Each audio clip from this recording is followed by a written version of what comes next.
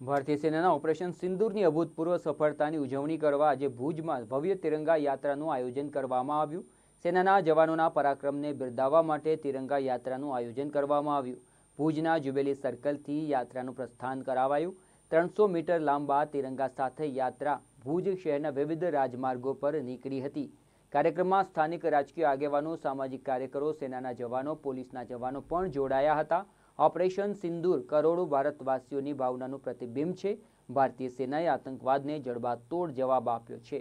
भूज खाते आयोजित तिरंगा यात्रा में कच्छना सांसद विनोद चावड़ा, धारासभ्य केशुभाई पटेल, जिला पोलीस वड़ा तेमज कलेक्टर सहितना महानुभावो जोड़ाया हता। समग्र भूज शहर तिरंगाना रंगे रंगायुं हतुं। समग्र देशवासीओनी साथे साथे हूँ पण एक देशना नागरिक तरीके चोक्कसपणे आजना दिने गौरव अनुभवी छूँ, आनंद अनुभवी छूँ अने भारतनी सेना अने भारतनी व्यवस्था अने सरकार प्रत्ये चोक्कसपणे आभारनी लागणी व्यक्त करूँ छूँ।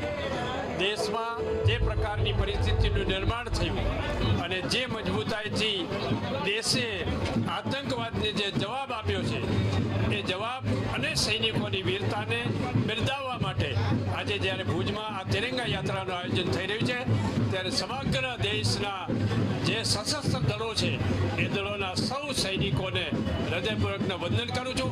आवता दिवसोमां पण देशदासनी आ भावना વધુ ચરમસીમા ઉપર લઈ જઈને આપણા ઉપર કોઈ વ્યક્તિનો ખરાબ નજર ન પડે, આતંકવાદનો ડોળો ન પડે એવા પ્રકારનું વાતાવરણનું નિર્માણ આ દેશમાં કરવાનું